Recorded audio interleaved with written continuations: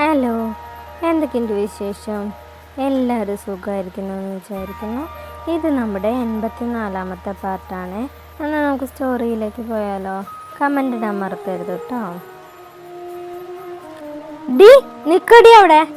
ഇല്ല, നിന്നെങ്ങാനും എൻ്റെ കയ്യിൽ കിട്ടിയ വാർണ മര്യാദക്ക് നിന്നവിടെ. ഇല്ല എന്ന് പറഞ്ഞില്ലേ? വാർണ വേഗത്തിൽ സ്റ്റെയർ കയറി മുകളിലേക്ക് എത്തി. മുകളിലെ നീളം വരാന്തയിൽ നിൽക്കുന്ന ധ്രുവയെയും പാർവതിയെയും കണ്ടതും വർണ്ണ ഇട്ടിരിക്കുന്ന സ്കേർട്ട് അല്പം ഉയർത്തി പിടിച്ച് അവരുടെ അരികിലേക്ക് ഓടി. അവരുടെ അടുത്തെത്തുന്നതിന് തൊട്ടു മുമ്പ് ദത്തൻ്റെ കൈകൾ അവളുടെ ഇടുപ്പിലൂടെ ചുറ്റിപ്പിടിച്ചു. എനിക്ക് വേദനിക്കുന്നു. വർണ്ണ അവൻ്റെ കൈകൾക്കിടയിൽ നിന്ന് കുതറി. ഇല്ല, അത് എഴുതി തീർക്കാതെ നിന്നെ വിടില്ല. രാവിലെ മുതൽ ഞാൻ നിന്റെ പിന്നാലെ നടക്കുന്നില്ല നോട്ട്സ് കംപ്ലീറ്റ് ചെയ്യാൻ പറഞ്ഞിട്ട്. അപ്പം അവളുടെ അമ്മൂമ്മയുടെ ഒരു മടി. നടക്കടി റൂമിക്ക്, നിന്നെ കൊണ്ട് എഴുതിക്കാൻ പറ്റുമെന്ന് ഞാനൊന്ന് നോക്കട്ടെ. ദത്തൻ അവളെ പിടിച്ചു വലിച്ച് നടക്കാൻ നിന്നതും വർണ്ണ പാർവതിയുടെ കയ്യിൽ പിടിച്ചു നിന്നു. എന്നെ വിടാൻ പറ ചേച്ചി, ഞാൻ ഒരു പാവം കുട്ടിയല്ല, എനിക്ക് വയ്യാത്തോണ്ടല്ല ഞാൻ നോട്ട്സ് എഴുതാത്തെ. ഒന്ന് പറ ധ്രുവേട്ട, പ്ലീസ് പ്ലീസ്. വർണ്ണ ഇരുവരെയും ദയനീയപൂർവ്വം നോക്കി. ആ കൊച്ചിന് വയ്യാത്തോണ്ടല്ലേ ദേവ, കുറച്ച് നേരം റെസ്റ്റ് എടുത്തിട്ട് അവൾ എഴുതും, ധ്രുവി പറഞ്ഞു. നീ ഇതെന്തറിഞ്ഞിട്ട് ധ്രുവി പറയണേ? ഈ കുരുട്ടിന് ക്ലാസ് തുടങ്ങിയിട്ട് ഇന്നേക്ക് 2 ആഴ്ചയായി. അനുവും വേണി ഇന്നും കൃത്യമായിട്ട് നോട്ട് അയച്ചിട്ടുണ്ട്. അടുത്ത ആഴ്ച ക്ലാസ്സിൽ പോകാൻ തുടങ്ങുമ്പോൾ എല്ലാം കൂടെ ഒരുപാട് നോട്ട്സ് ഉണ്ടാവണ്ടെന്ന് കരുതിയാ ഞാനിവിടെ പിന്നാലെ നടന്ന് എഴുതിയെടുക്കാൻ പറയണേ. അടുത്ത ആഴ്ചയല്ലേ? അപ്പോൾ ഇനിയും സമയമുണ്ടല്ലോ. ഇതെല്ലാം ഒറ്റയ്ക്ക് എഴുതിയെടുക്കാന്ന് പറഞ്ഞാൽ ബുദ്ധിമുട്ടുള്ള കാര്യമല്ലേ? അവൾ പതിയെ എഴുതിക്കോളും. എഴുതുക അത് ഇവള്. മൊത്തം 6 സബ്ജക്റ്റിൽ 3 എഴുതി കൊടുത്തത് ഞാനാ. എക്സാം ആയിട്ട് അതിൻ്റെ ഇടയിൽ ഭദ്രയും ശീലവും ഓരോന്ന് എഴുതി കൊടുത്തു. ബാക്കി ഒരെണ്ണേ ഇവൾക്ക് എഴുതാനുള്ളോ. 3 എൻ്റെ എഴുതി കഴിഞ്ഞിട്ട് അവളുടെ ഒരെണ്ണേ എഴുതി കഴിഞ്ഞിട്ടില്ല. മാത്രമല്ല അതൊന്ന് എഴുതി തരുമോയെന്ന് ചോദിച്ച് നിമ്മിയുടെ പിന്നാലെ നടക്കുക. ഇവളെ കൊണ്ട് ഇത് എഴുതിപ്പിക്കാൻ പറ്റുമെന്ന് ഞാനൊന്ന് നോക്കട്ടെ. ദത്തൻ അവളെയും പിടിച്ചു വലിച്ച് റൂമിലേക്ക് നടന്നു. എന്നാൽ വർണ്ണ അതിന് സമ്മതിക്കാതെ കള്ളക്കരച്ചിൽ കഴിഞ്ഞ് താഴേക്ക് ഇരുന്നു. അത് കണ്ട ദത്തൻ അവളെ കണ്ണൂറ്റി പേടിപ്പിച്ച് ഇൻഡോർ പ്ലാന്റ് സപ്പോർട്ട് ചെയ്തു വെച്ചിരിക്കുന്ന ചെറിയ സ്റ്റിക്ക് എടുത്തതും വർണ്ണ പേടിച്ച് റൂമിലേക്ക് ഓടി. അവളുടെ പിന്നാലെ വടിയും വീശിക്കൊണ്ട് പോകുന്ന ദത്തനെ കണ്ട് പാർവതി ഉറക്കെ ചിരിക്കാൻ തുടങ്ങി. അത് കണ്ട് ധ്രുവി അവളെ കണ്ണെടുക്കാതെ നോക്കി നിൽക്കാണ്. എന്താ ധ്രുവി? പാർവതി അവൻ്റെ നോട്ടം കണ്ട് ചോദിച്ചു. ഒന്നുമില്ല, തൻ്റെ ഈ മുഖത്തെ ചിരി കണ്ടിട്ടേ ദിവസം കുറച്ചായില്ലോ, അതുകൊണ്ട് നോക്കിയതാ. ധ്രുവി കൈവരിയിൽ പിടിച്ചകത്തേക്ക് നോക്കി നിന്നു. കുറച്ചു നേരം അവർക്കിടയിൽ മൗനം നിലനിന്നു. അന്നത്തെ സംഭവത്തിന് ശേഷം തറവാട് കുറച്ച് ദിവസം ആകെ മൂകമായിരുന്നു. കളിയും ചിരിയും എന്തിന് അവിടെയുള്ളവർ പരസ്പരം സംസാരിക്കുന്നു പോലും വിരളമായിരുന്നു. ശീലുവിൻ്റെയും ഭദ്രയുടെയും ദത്തൻ്റെയും സാമീപ്യം വർണ്ണ വേഗം തന്നെ പഴയ സ്ഥിതിയിലേക്ക് കൊണ്ടുവന്നു. ത്രിമൂർത്തികളുടെ കളിയും ചിരിയും തറവാടിനെ വീണ്ടും പഴയ പോലെ ആക്കിയെങ്കിലും എല്ലാവരുടെയും ഉള്ളിൽ സങ്കടമുണ്ടായിരുന്നു. തൻ്റെ മൗനം എല്ലാവരും വല്ലാതെ വേദനിപ്പിക്കുന്നുണ്ടെന്ന് മനസ്സിലാക്കിയ നിമ്മി മനസ്സിലെ സങ്കടങ്ങളും വിഷമങ്ങളും ഒളിപ്പിച്ച് പുറത്ത് സന്തോഷത്തിൽ നടന്നു. എന്നാൽ പാർവതിക്ക് അതിന് കഴിഞ്ഞില്ല. അത്രയും കാലം എല്ലാവരും പ്രിയപ്പെട്ടവരായിരുന്നവൾ പെട്ടെന്ന് ഒരു ദിവസം വെറുക്കപ്പെട്ടവളായപ്പോഴും താൻ ഇതുവരെ ഫേസ് ചെയ്യാത്ത കാര്യങ്ങൾ പെട്ടെന്ന് ഒരു ദിവസം നേരിടേണ്ടി വന്നപ്പോൾ പാർവതിക്ക് അത് താങ്ങാൻ കഴിഞ്ഞില്ല. കഴിഞ്ഞ 2 ആഴ്ചയും അവർ റൂമിനകത്ത് തന്നെയായിരുന്നു. ആരോടും സംസാരിക്കാറില്ല, ചിരിക്കില്ല, കരയില്ല, അങ്ങനെ ഒരവസ്ഥ. പാർവതി ഞാൻ ചോദിച്ചതിന് ഇതുവരെയായിട്ട് ഉത്തരം തന്നില്ല. കുറച്ച് നേരത്തെ മൗനത്തിന് ശേഷം ധ്രുവി ചോദിച്ചു. ഞാൻ എന്തു പറയാനാ ധ്രുവി, എനിക്കൊന്നും അറിയില്ല. ഇപ്പോഴത്തെ ഈ അവസ്ഥയിൽ എന്ത് തീരുമാനം എടുക്കണമെന്നും എനിക്കറിയില്ല, അവൾ ദയനീയമായി പറഞ്ഞു. ഞാൻ ഒരിക്കലും തന്നെ നിർബന്ധിക്കില്ല. എല്ലാവരും നിന്നോട് സംസാരിച്ച് നോക്കാൻ പറഞ്ഞുകൊണ്ട് മാത്രമാണ് ഞാൻ ഇവിടേക്ക് വന്നത്. എനിക്കറിയാം നിൻ്റെ ഇപ്പോഴത്തെ അവസ്ഥ. ഇവിടെയുള്ളവർക്ക് പാർവതി ഒരു ഭാരമായി തുടങ്ങിയോ? അങ്ങനെയല്ലടാ, താനിവിടെ ഉള്ളവരെ കുറിച്ചൊന്ന് ആലോചിച്ച് നോക്കിയേ. തൻ്റെ അമ്മയെക്കുറിച്ചൊന്ന് ആലോചിച്ച് നോക്ക്. പുറത്ത് കുറച്ച് ദേഷ്യവും വാശിയും ഉണ്ടെങ്കിലും മാലതി ആൻ്റി ഒരു പാവമല്ലേ. നിൻ്റെ അച്ഛൻ പറഞ്ഞു മാത്രം അനുസരിച്ച് കഴിയുന്നൊരു സ്ത്രീ. മൂത്ത മകളാണെങ്കിൽ സ്നേഹിച്ച ആളെ കിട്ടിയില്ല എന്ന് പറഞ്ഞ് വിവാഹം കഴിക്കാതെ നടക്കുന്നു. അവൾക്ക് വേണ്ടി ആകെയുള്ള ഒരു മോനും സ്നേഹിച്ച പെൺകുട്ടിയെ വേണ്ടാന്ന് പറഞ്ഞു വെച്ച് തൻ്റെ കല്യാണത്തിനായി കാത്തിരിക്കുന്നു. ഇളയ മകളെ ഒരുത്തൻ പ്രണയം നടിച്ചു വഞ്ചിച്ചു. ആ അമ്മയുടെ അവസ്ഥ ഒന്ന് ആലോചിച്ച് നോക്കിയേ. എന്നെ കൊണ്ട് പറ്റില്ല ധ്രുവി. എന്തുകൊണ്ട് പറ്റില്ല? ഞാനായതുകൊണ്ടാണോ? ആണെങ്കിൽ ഞാൻ അത് വിട്ടേക്ക്. നമുക്ക് നല്ലൊരാളെ നോക്കി നിനക്ക് വേണ്ടി ആലോചിക്കാം. അതൊന്നല്ല ധ്രുവി എൻ്റെ പ്രശ്നം. എനിക്കിനി കിട്ടാവുന്നതിൽ വെച്ച് ബെസ്റ്റ് പാർട്ട്ണറാണ് നീ. അത് മറ്റാരേക്കാളും നന്നായി എനിക്കറിയാം. പിന്നെ എന്താണ് തൻ്റെ പ്രശ്നം? ധ്രുവി പാർവതിയുടെ മുഖം കയ്യിലെടുത്തുകൊണ്ട് ചോദിച്ചു. അത് പിന്നെ നിനക്കറിയാലോ, ഞാൻ എൻ്റെ ഓർമ്മ വെച്ച കാലം മുതൽ സ്നേഹിച്ചത് ദേവേട്ടനെയാണ്. ഏതൊരു മനുഷ്യനും ജീവിതത്തിൽ ഒരാളെ മാത്രമേ ആത്മാർത്ഥമായിട്ട് സ്നേഹിക്കാൻ കഴിയൂ. അപ്പം എങ്ങനെയാണ് ധ്രുവി നിന്നെ ഞാൻ സ്നേഹിക്കുക? എനിക്കതിന് കഴിഞ്ഞില്ല എങ്കിൽ ഞാൻ എൻ്റെ ജീവിതം കൂടെ നശിപ്പിക്കുകയല്ലേടാ. പാർവതി അത് പറഞ്ഞതും ധ്രുവി ഉറക്കി ചിരിച്ചു. അത് കേട്ടതും പാർവതി അവനെ തന്നെ നോക്കിയിരുന്നു. എടോ, ചില സമയത്ത് താൻ വല്ലാതെ പാവാവുന്നുണ്ട്. ഇതാണോ തൻ്റെ ആനക്കാര്യം? അത് പറഞ്ഞ് ധ്രുവി അവളുടെ തോളിലൂടെ കൈയിട്ടു. പാർവതി ഒന്നും മനസ്സിലാവാതെ നിൽക്കുകയാണ്. തന്നോട് ആരാ പറഞ്ഞേ ഒരാൾ ജീവിതത്തിൽ ഒരാളെ മാത്രം ആത്മാർത്ഥമായിട്ട് സ്നേഹിക്കുള്ളൂ എന്ന്? That's wrong Parvathi. Our life time and fall in many times because love is a feeling. അത് നമുക്ക് ആരോടും എപ്പോൾ വേണമെങ്കിലും തോന്നാം എന്ന് വെച്ച് കാണുന്നവരോട് മൊത്തം തോന്നുമെന്നല്ല കേട്ടോ. ഇപ്പം നീ നമുക്ക് ചുറ്റുമുള്ളവർ തന്നെ ഒന്ന് നോക്കിയേ. നമ്മുടെ പാർത്തി, അവൻ ലക്ഷ്യ റിലേഷൻഷിപ്പിലായിരുന്നു. അതിനുശേഷം ബ്രേക്കപ്പായി. ഇപ്പം അവന് ആമിയും തമ്മിൽ മുടിഞ്ഞ പ്രേമാണ്. അതിനർത്ഥം അവന് ലക്ഷ്യയോട് ട്രൂ ലവും ആമിയോട് ഫേക്ക് ലവും എന്നാണോ? അല്ലല്ലോ. അവനൊരിക്കലും ലക്ഷ്യം മറക്കാൻ കഴിയില്ല. ഹൃദയത്തിൻ്റെ ഒരു ഭാഗത്ത് എപ്പോഴും അവളുണ്ടാവും. എന്നാലും അവൻ്റെ ഇപ്പോഴത്തെ പ്രണയം ആമി മാത്രമാണ്. അല്ലെങ്കിൽ ദേവൻ്റെ കാര്യം നോക്കിയേ. നീ സ്നേഹിച്ച അത്ര ഇല്ലെങ്കിൽ പോലും അവന് നിന്നെ ഇഷ്ടമായിരുന്നു. പക്ഷെ ഇപ്പോൾ നോക്ക്, ഞാൻ കണ്ടതിൽ വെച്ച് ഏറ്റവും ബെസ്റ്റ് കപ്പിൾസ് ദേവനും വർണ്ണയാണ്. Love is love Parvati, no matter how many times you feel it. അതുകൊണ്ട് ദേവനെ നീ ഒരു വട്ടം സ്നേഹിച്ചു എന്ന് പോയെന്ന് വെച്ച് നിനക്ക് എന്നെ സ്നേഹിക്കാൻ കഴിയില്ല എന്നില്ല. അത് പറഞ്ഞ് അവൻ പാർവതിയുടെ മുഖത്തേക്ക് നോക്കി. അവൾ തല താഴ്ത്തി നിൽക്കുകയാണ്. ഓക്കെ, ഞാൻ ഇത് പറഞ്ഞു വരില്ല. എല്ലാവരും നിർബന്ധിച്ച കാരണമാണ് ഞാൻ ഇത്രയും പറഞ്ഞത്. ബാക്കിയൊക്കെ നിൻ്റെ ഇഷ്ടം, നിൻ്റെ ജീവിതമാണ്. ഇവിടെ നീയാണ് തീരുമാനം എടുക്കണ്ടേ. അത്രയും പറഞ്ഞ ധ്രുവി താഴേക്ക് ഇറങ്ങിപ്പോയി. അവന് പിന്നാലെ പാർവതിയും. മുത്തശ്ശി വാ, നമുക്ക് പോവാം. എനിക്ക് അത്യാവശ്യമായിട്ട് ഹോസ്പിറ്റലിൽ ഒന്ന് പോകണം. മുത്തശ്ശി വീട്ടിലാക്കിയിട്ട് വേണം എനിക്ക് ഹോസ്പിറ്റലിൽ പോകാൻ. അവൻ തിരക്കിട്ട് പറഞ്ഞ് പുറത്തേക്ക് ഇറങ്ങി. Oh shit. അവൻ പോക്കറ്റിലെ കാറിൻ്റെ കീ കാണാൻ അകത്തേക്ക് വന്നു. മുത്തശ്ശി വേഗം ഇറങ്ങാൻ നോക്ക്, ഞാൻ പാർട്ടിയുടെ റൂമിൽ നിന്ന് കാറിൻ്റെ കീ എടുത്തിട്ട് വരാം. അത് പറഞ്ഞ് ധ്രുവി സ്റ്റെയർ ഓടിക്കയറി. അവൻ റൂമിൽ നിന്നും കീ എടുത്തു. എല്ലാവരും തൻ്റെയും പാർവതിയുടെയും കാര്യത്തിൽ നല്ല പ്രതീക്ഷയിലാണ്. തനിക്ക് പണ്ടേ പാർവതി ഇഷ്ടമുള്ള കാര്യം തറവാട്ടിൽ ഇതിനോടകം അറിഞ്ഞിരുന്നു. അതോടെ തൻ്റെയും പാർവതിയുടെയും പാർത്തിയുടെയും ആമയുടെയും നിശ്ചയം ഒരുമിച്ച് നടത്താമെന്നാണ് അവരാഗ്രഹം പറഞ്ഞത്. അതുകൊണ്ടാണ് പാർവതിയോട് സംസാരിച്ചത്. പക്ഷേ അവൾക്ക് ഇനിയും സമയം വേണം. ഇനിയും നിർബന്ധിക്കുന്നത് ശരിയല്ല. താഴെ എല്ലാവരും ഫേസ് ചെയ്യാനുള്ള മടി കൊണ്ടാണ് ഹോസ്പിറ്റലിൽ പോകണമെന്ന് പറഞ്ഞ് തിരക്ക് കൂട്ടിയത്. ധ്രുവി ഓരോന്ന് ആലോചിച്ച് താഴേക്ക് ഇറങ്ങി വന്നു. ഈ മുത്തശ്ശി ഇനി ഇറങ്ങിയില്ലേ? വേഗം വാ.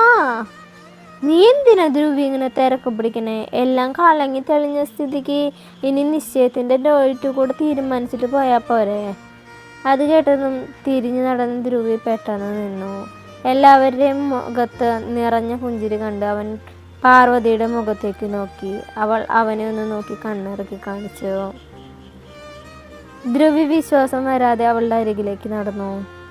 സത്യാണോ? നിനക്ക് വിവാഹത്തിന് സമ്മതാണോ? അവൻ വിശ്വാസം വരാതെ ചോദിച്ചും പാർവതി പുഞ്ചിരിയോടെ തലയാട്ടി. ഞാൻ നിർബന്ധിച്ചതുകൊണ്ടാണോ? എങ്കിലത് വേണ്ട. ഞാൻ എത്ര കാലം വേണമെങ്കിലും കാത്തിരിക്കാം. അല്ല ധ്രുവി, നീ പറഞ്ഞത് ശരിയാ. ഒരു പക്ഷേ ദേവേണ്ണ എൻ്റെ ജീവിതത്തിൽ ഇല്ലായിരുന്നെങ്കിൽ എൻ്റെ ആദ്യ പ്രണയം നീ തന്നെയാവുമായിരുന്നു. ഇത് സഹതാപത്തിൻ്റെ പേരിലൊന്നും പറഞ്ഞതല്ല. എനിക്ക് നിന്നെ ശരിക്കും ഇഷ്ടമാണ്, പക്ഷെ അത് പ്രണയമാണോന്നൊന്നും എനിക്കറിയില്ല. പാർവതി അത് പറഞ്ഞു. ധ്രുവി അവളുടെ കവളിൽ കൈവച്ച് നെറ്റിയിലായി ഉമ്മ വെച്ചു. ഡാ ഡാ ഡാ, ഇവിടെ പ്രായമുള്ളവരും പ്രായമില്ലാത്ത ചെറിയ കുട്ടികളൊക്കെ ഉള്ളതാട്ടാ. പാർവതി അത് പറഞ്ഞു. ധ്രുവി ഒരു വളിച്ച ചിരിച്ചു. പിന്നീടുള്ള ദിവസങ്ങളിൽ വേഗം തന്നെ എൻഗേജ്മെൻറ്റിൻ്റെ തീരുമാനങ്ങൾ നടന്നിരുന്നു. ഞായറാഴ്ചയാണ് എൻഗേജ്മെൻറ്റ്. ഡ്രസ്സ് എടുക്കലും മറ്റും വേഗത്തിൽ കഴിഞ്ഞു. പെൺകുട്ടികൾക്ക് അമ്മമാർക്ക് ഒരേപോലെയുള്ള ഡ്രസ്സ്, ആൺകുട്ടികൾക്ക് എല്ലാവർക്കും ഒരേപോലെയുള്ള ഡ്രസ്സ്. ദത്ത പ്ലീസ് ദത്ത, നമുക്കൊരു ഡാൻസ് കളിക്കാം. ദേവു, എന്നെ വെറുതെ ദേഷ്യം പിടിപ്പിക്കേണ്ട. ഞാൻ ഒരു വട്ടം പറഞ്ഞു എന്നെ കൊണ്ട് പറ്റില്ല എന്ന്. നീ എന്തോടെങ്ങനെ? നിനക്കെന്താ എൻ്റെ കൂടെ ഡാൻസ് കളിച്ചാ? ഷീലു പറഞ്ഞോളൂ നീ നന്നായി കളിക്കുമെന്ന്.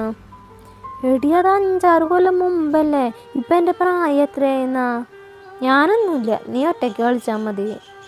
ഡാൻസ് കളിക്കാൻ ഇത്ര പ്രായം പാടുമെന്നൊന്നുമില്ല. നീ വെറുതെ ഓരോ കാരണങ്ങൾ പറയാ. പറ്റില്ലെങ്കിൽ അത് പറഞ്ഞാൽ പോരെ. അത് തന്നെ ഞാൻ ഇത്ര നേരം പറഞ്ഞ എന്നെ കൊണ്ട് പറ്റത്തില്ല. ഞാൻ നിന്നോട് മിണ്ടില്ലട കൊള്ളക്കളവൻ. വയസ്സായിട്ടും മുടിയൊക്കെ കറുപ്പിച്ച് നടക്കാൻ നാണില്ലല്ലോ. പറഞ്ഞ ദേഷ്യത്തിൽ പറഞ്ഞ് പുറത്തേക്ക് ഓടി. അവസാനം ശ്രീരാഗിനെ വെച്ചവർ അഡ്ജസ്റ്റ് ചെയ്തു. ശ്രീരാഗിനെ നടുക്ക് പിടിച്ചു നിർത്തി. 2 സൈഡിലുമായി ശീലവും ഭദ്രയും വർണ്ണയും നിമ്മിയും ഡാൻസ് കളിച്ച് ആശ തീർത്തു. അഭിജിത്ത് ജയിലിലായതും മറ്റു കേസുകളെക്കുറിച്ചും നാട്ടിൽ പാട്ടായതുകൊണ്ട് ഭാരതിയുടെ വീട്ടിൽ വെച്ച് എൻഗേജ്മെൻറ്റ് നടത്തുന്നതിൽ ആമിയുടെ അച്ഛനും അമ്മയ്ക്ക് എതിർപ്പുണ്ടായിരുന്നില്ല. അങ്ങനെ ഞായറാഴ്ച ഒരു നല്ല മുഹൂർത്തത്തിൽ ഭാരതിയുടെ ആമിയുടെയും കയ്യിലും ധ്രുവിയുടെ പാർവതിയുടെ കയ്യിലും പരസ്പരം മോതിരം അണിയിച്ചു. ചന്ദ്രശേഖരന് വലിയ താല്പര്യമില്ലായിരുന്നെങ്കിലും അയാൾ എതിർപ്പൊന്നും നിന്നില്ല. ഞാനിവിടെ നിൽക്കാം. ദത്ത, നീ പോയി വാ. ഇനി നീ വാശി പിടിച്ചാൽ ഞാൻ വടിയെടുക്കും. പറഞ്ഞാൽ നിന്നോട് മര്യാദയ്ക്ക് കാറി കയറാനാണ് പറഞ്ഞേ. 2 ദിവസം കൂടെ, അത് കഴിഞ്ഞാൽ നമുക്ക് പോവാം. പറ്റില്ല. എൻഗേജ്മെൻറ്റ് കഴിഞ്ഞ് പിറ്റേ ദിവസം മുതൽ നീ പറയുന്ന ഡയലോഗ് ഇത്. ഇപ്പം തന്നെ 4 ദിവസം കഴിഞ്ഞു. നിന്നൊക്കെ അത് ആമിക്കും അവളുടെ അച്ഛനും അമ്മയ്ക്കും വരെ ബുദ്ധിമുട്ടായി. കാറിനകത്തിരിക്കുന്നവരെ നോക്കി ദത്തൻ പറഞ്ഞു. പ്ലീസ് ദത്ത, ഒരു ദിവസം. പറ്റില്ല, ഇനിയും ക്ലാസ് കളയാൻ ഞാൻ സമ്മതിക്കില്ല. ഏട്ടാ പ്ലീസ് ഏട്ടാ, പറഞ്ഞാൽ കുറച്ച് ദിവസം കൂടി ഇവിടെ നിൽക്കട്ടെ. ഏട്ടൻ പോയി വാ. ശരി, ഇവിടെ ഇവിടെ നിന്നോട്ടെ, ഞാൻ പോയി എന്നാ. പിന്നെ ഇനി 1-2-3 മാസം കഴിഞ്ഞേ ഞാൻ തിരികെ വരൂ. അതിനിടയിൽ ദത്തൻ എന്താ വരാത്തേ എന്നെങ്ങാനും ചോദിച്ച് മോങ്ങാൻ നിന്നാൽ തനി സ്വഭാവം നീ കാണും. അതെന്താ 3 മാസം? നിനക്കെല്ലാം ഞായറാഴ്ച ഇവിടേക്ക് വന്നൂടെ? എനിക്ക് വരാൻ സൗകര്യമില്ല. നീ ഇവിടെ നിന്നാ ഞാൻ പോവാ. അത് പറഞ്ഞ ദത്തൻ ഡ്രൈവിംഗ് സീറ്റിലേക്ക് നടന്നു. അത് കണ്ട് പറഞ്ഞ മുഖം വീർപ്പിച്ച് ബാക്ക് സീറ്റിലേക്ക് കയറി ആമിയുടെ തോളിൽ തല വെച്ച് അങ്ങനെ ഇരുന്നു. എന്നാൽ ഞങ്ങൾ ഇറങ്ങട്ടെടാ. ദത്തൻ പാർത്തിയും ശ്രീയും ധ്രുവിയും കെട്ടിപ്പിടിച്ചു. അല്ലടാ, ഇത്രയൊക്കെ ഒപ്പിച്ച് വെച്ചിട്ട് നീ എന്താ ഇവൻ്റെ തന്തപ്പടിയെ മാത്രം വെറുതെ വിട്ടേ? ധ്രുവി സംശയത്തോട് ചോദിച്ചു. അയാള് നിങ്ങൾ 2 പേരുടെയും ഫാദർ ഇൻ ലോ അല്ലേ? അപ്പം എല്ലാ ആചാര്യ മര്യാദകളോടും കൂടെ ഒരു പാരിതോഷികം നൽകാമെന്ന് കരുതി. ശ്രീയുടെയും ധ്രുവിയുടെയും തോളിൽ തട്ടി പറഞ്ഞ ദത്തൻ കാറിലേക്ക് കയറി. ശ്രീയും ധ്രുവി ഒന്നും മനസ്സിലാവാതെ പരസ്പരം നോക്കി. ദത്തൻ കാർ സ്റ്റാർട്ട് ചെയ്തും പാർത്തി ഒന്ന് കുനിഞ്ഞ് കാറിനുള്ളിലെ ദത്തനെ നോക്കി. അപ്പം ദേവദത്തൻ IPSനെ ഉടൻ പ്രതീക്ഷിക്കുന്നു. പാർത്തി അവന് കേൾക്കാൻ പാകത്തിൽ പറഞ്ഞു. ദത്തനെ ഒന്ന് പുഞ്ചിരിച്ച് കാർ മുന്നോട്ടെടുത്തു. ഉച്ചയോടെ അവർ തൃശ്ശൂരെത്തി. ആമിയും അച്ഛനെയും അമ്മയും വീട്ടിലാക്കിയാണ് അവർ തങ്ങളുടെ വീട്ടിലേക്ക് വന്നത്. ഉച്ചയായതിനാൽ അമ്മായി അവിടെ നിന്നും കഴിച്ചിട്ടേ വിട്ടാക്കിയുള്ളൂ. വർണ്ണ ഇപ്പോഴും നല്ല പിണക്കത്തിലാണ്. അവൾ ബാക്ക് സീറ്റിൽ തന്നെയാണ് ഇപ്പോഴും ഇരിക്കുന്നത്. ഫ്രണ്ട് സീറ്റിലേക്ക് വരാൻ ദത്തൻ പറഞ്ഞെങ്കിൽ അവൾ കേൾക്കാത്ത ഭാവത്തിലിരുന്നു. വീടെത്തുന്നവരെ ദത്തൻ മിററിലൂടെ അവളുടെ പലവട്ടം നോക്കിയെങ്കിലും അവൾ മുഖം തിരിച്ചിരുന്നു. വീടിന് മുന്നിലെത്തിയതും വർണ്ണ തല ഉയർത്തി. ഒപ്പം അവളുടെ മുഖം സംശയത്താൽ നിറഞ്ഞു. ഇറങ്ങ്. ദത്തൻ കാറിൽ നിന്ന് ഇറങ്ങി വർണ്ണയ്ക്ക് ഡോർ തുറന്നു കൊടുത്തു. വർണ്ണ സംശയത്തോടെ ചുറ്റും നോക്കി. പണ്ട് മുള്ളുകൊണ്ട് കെട്ടിയിരുന്ന വേലിയുടെ സ്ഥാനത്ത് ഇപ്പം മതിലാണ്. ദത്തൻ കയ്യിലുള്ള കീ ഉപയോഗിച്ച് ഗേറ്റ് തുറന്നു അകത്തേക്ക് കയറി. വർണ്ണ ആകെ അന്തം വിട്ടിരുന്നു അവന് പിന്നാലെ അകത്തേക്ക് കയറിയും. വീടും ആകെ മാറിയിരിക്കുന്നു. പെയിൻ്റ് അടിച്ച് നല്ല ഭംഗിയാക്കിയിട്ടുണ്ട്. ബാത്റൂം പുതുക്കി പണിഞ്ഞിരിക്കുന്നു. വീടിൻ്റെ മുന്നിൽ 2 സൈഡിലുമായി ചെടി വെച്ച് പിടിപ്പിച്ചിരിക്കുന്നു. ഇത് നമ്മുടെ വീടാണ് ദത്ത? അവൾ സംശയത്തോടെ ദത്തനെ നോക്കി. അപ്പോൾ വർണ്ണ തമ്പുരാട്ടിയുടെ വായിൽ നാവുണ്ടല്ലേ? നാവും അറിഞ്ഞില്ല. ദത്തൻ അത് പറഞ്ഞതും വർണ്ണ അവൻ്റെ കയ്യിലായി അമർത്തിക്കടിച്ചു. നാവും മാത്രമല്ല പല്ലും ഉണ്ട്. അവളത് പറഞ്ഞ് മുന്നോട്ട് നടന്നു. ദത്തൻ കൈ ഒഴിഞ്ഞുകൊണ്ട് പിന്നാലെ നടന്നു. നീയാണ് ദത്ത ഇങ്ങനെയൊക്കെ ചെയ്തേ? ഡോർ തുറക്കുന്ന ദത്തനെ നോക്കി അവൾ പറഞ്ഞു. ഞാനല്ല, ഞാൻ പറഞ്ഞിട്ട് ജിത്തുവാണ് ചെയ്തത്. വീടിൻ്റെ അകത്തേക്ക് വലിയ മാറ്റങ്ങളൊന്നുമില്ല എങ്കിലും എല്ലാം നല്ല രീതിയിൽ അടക്കി ഒതുക്കി വെച്ചിട്ടുണ്ട്. ഇതെന്താ നമ്മുടെ റൂം പൂട്ടിയിട്ടിരിക്കണേ? വർണ്ണ റൂം തുറക്കാൻ പറ്റാതെ ചോദിച്ചു. അതിൻ്റെ ഉള്ളിൽ പഴയ സാധനങ്ങളാ, അത് വൃത്തിയാക്കിയിട്ടില്ല. ഇപ്പുറത്തെ റൂം വൃത്തിയാക്കിയിട്ടുണ്ട്, അവിടേക്ക് പൊക്കോ. ദത്തൻ മറ്റേ റൂം ചൂണ്ടിക്കൊണ്ട് പറഞ്ഞു. അതെന്തിനാ അങ്ങനെ ചെയ്തേ? ഇതല്ലേ നമ്മുടെ റൂം. നീ ഇപ്പോൾ ഉള്ള റൂം യൂസ് ചെയ്യ്, അത് നമുക്ക് പിന്നെ ശരിയാക്കാം. വർണ്ണ തലയാട്ടിക്കൊണ്ട് റൂമിലേക്ക് നടന്നു. നേരെ ബെഡിലേക്ക് കിടന്നു. ദത്തൻ കാറിൽ നിന്നും ബാഗും മറ്റും എടുത്ത് അകത്തേക്ക് വന്നു. ഡ്രസ്സ് പോലും മാറാതെ കയറി കിടക്കാണോ? ദത്തൻ ബാഗ് ടേബിളിന് മുകളിലായി വെച്ചു. എനിക്കൊന്നും വയ്യ, നമ്മൾ കാറിലല്ല വന്നേ. അത് പറഞ്ഞ് അവൾ ബെഡിൽ കമിഴ്ന്ന് കിടന്നു. ദത്തൻ ഡ്രസ്സ് മാറ്റി ഒരു മുണ്ടെടുത്ത് കൊടുത്തു. ഉമ്മറത്തെ ഡോർ ലോക്ക് ചെയ്ത ശേഷം വർണ്ണയുടെ അരികിൽ വന്ന് കിടന്നു. കുഞ്ഞെ. ദത്തൻ അവളുടെ കാതിലായി പതിയെ വിളിച്ചതും വർണ്ണ അവനെ തന്നെ കിടന്നുകൊണ്ട് മൂളി. എടീ പറ ദത്ത. അവൾ വീണ്ടും മൂളി. അത് കണ്ട് ദത്തൻ അവളുടെ ടോപ്പിനിടയിലൂടെ കൈ ചേർത്ത് പതിയെ ഇടുപ്പിൽ ഇക്കിളിയാക്കി. ദത്ത വേണ്ടാട്ട, വെറുതെ ഇക്കിളിയാക്കാത്ത കാര്യം എന്താന്ന് വെച്ചാൽ പറ. അവൾ കിണുങ്ങിക്കൊണ്ട് പറഞ്ഞു. ഒന്നുമില്ല. അത് പറഞ്ഞ് ദത്തൻ തിരിഞ്ഞു നടന്നു. കുറച്ച് കഴിഞ്ഞ് ദത്തൻ്റെ ഭാഗത്തു നിന്ന് ഒരനക്കം കാണാതായപ്പോൾ അവൾ തലതേച്ച് നോക്കി. അവൻ തിരിഞ്ഞു കിടന്നാണെന്ന് മനസ്സിലായതും അവൾ അവന് നേരെ തിരിഞ്ഞു കിടന്ന് അവൻ്റെ പുറത്ത് തട്ടി കുടിച്ചു. പക്ഷെ ദത്തൻ മൈൻഡ് ചെയ്തില്ല. ദത്ത ദത്ത നീ പകരം വിട്ടാണല്ലോടാ ദുഷ്ട. വർണ്ണ അവൻ്റെ നമ്മയെ പുറത്ത് നഖം അമർത്തി. അവൻ പുറമൊഴിഞ്ഞുകൊണ്ട് തിരിഞ്ഞു. നിന്നെ ദത്തൻ അവളുടെ തോളിലായി അമർത്തിക്കടിച്ചും വർണ്ണ ഒന്ന് ഉയർന്നു പൊങ്ങി. വർണ്ണയുടെ മുഖഭാവം ദത്തനിൽ മറ്റു പല വികാരങ്ങളും ഉണർത്തിയിരുന്നു. എൻ്റെ ഹനുമോൻ സ്വാമിയേ. ദത്തൻ തല കുടഞ്ഞുകൊണ്ട് ബെഡിൽ എണീറ്റിരുന്നു. എന്താ ദത്ത? വർണ്ണ ഒന്നും മനസ്സിലാവാതെ എഴുന്നേറ്റിരുന്നു. നിനക്ക് ഞാൻ ആദ്യം വിളിച്ചപ്പോൾ മര്യാദയ്ക്ക് വിളി കേൾക്കായിരുന്നില്ലേ? അതിനിപ്പോൾ എന്താ ദത്ത? അതിനിപ്പോൾ കുന്തം. അത് പറഞ്ഞ ദത്തൻ ബെഡിലേക്ക് കമിഴ്ന്ന് കിടന്ന് തലയിലേക്ക് മുഖം ചേർത്തു. വർണ്ണ അവൻ്റെ അരികിലായി കിടന്നു. കുറച്ച് കഴിഞ്ഞ ദത്തൻ അവളെ ചേർത്ത് പിടിച്ച് അവളുടെ കഴുത്തിലേക്ക് മുഖം ചേർത്ത് കിടന്നു. എവിടേക്ക് ഇഷ്ടമായോ എൻ്റെ കുട്ടിക്ക്? ഇഷ്ടമായി ദത്ത. ഈ വീട്ടിൽ നിന്നല്ലേ നമ്മുടെ ജീവിതം തുടങ്ങിയേ. ഇനി പുതിയ ചില തുടക്കങ്ങൾ ഇവിടെ നിന്നാവണം. കുറേ ദൂരം യാത്ര ചെയ്തല്ലേ, എൻ്റെ കുട്ടി കുറച്ച് നേരം ഉറങ്ങിക്കോ. അത് പറഞ്ഞ ദത്തൻ കണ്ണുകൾ അടച്ചു. ഓരോന്നും ഓർത്ത് കിടന്ന് പറഞ്ഞേ എപ്പോഴും ഉറങ്ങിപ്പോയി. എണീക്കിടി. എടി കുംഭകർണി എണീക്കാൻ. പരിചിതമായ 2 ശബ്ദങ്ങൾ കേട്ട് പറഞ്ഞ പതിയെ കണ്ണു തുറന്നു. അനു, വേണി. അവൾ ബെഡിൽ നിന്ന് ചാടി എണീറ്റു. ഓ, അപ്പം നിനക്ക് ഞങ്ങളുടെ പേരോർമ്മയുണ്ടല്ലേ? അതെന്താടി അങ്ങനെ ചോദിച്ചേ? വർണ്ണ പറഞ്ഞു. അല്ല, ക്ലാസ് തുടങ്ങിയിട്ട് 2-3 ആഴ്ചയായല്ലോ, എന്നിട്ട് മോൾക്ക് ഇവിടേക്ക് വരാൻ പറ്റിയില്ലല്ലോ. അത് പിന്നെ ഇവിടേക്ക് വന്നാൽ ദത്തൻ എന്നെ പഠിപ്പിച്ചു കൊല്ലും, അതാ. അയ്യോ, ദത്തൻ ഇവിടെ ഒന്നും ഇല്ലല്ലോ അല്ലേ? അവൾ ചുറ്റും നോക്കിക്കൊണ്ട് പറഞ്ഞു. ദത്തേട്ടൻ പുറത്താ, വേറെ 2 പേര് കൂടി ഉണ്ട്, നീ വാ. അനുവും വേണിയും വർണ്ണയെ വിളിച്ച് പുറത്തേക്ക് നടന്നു.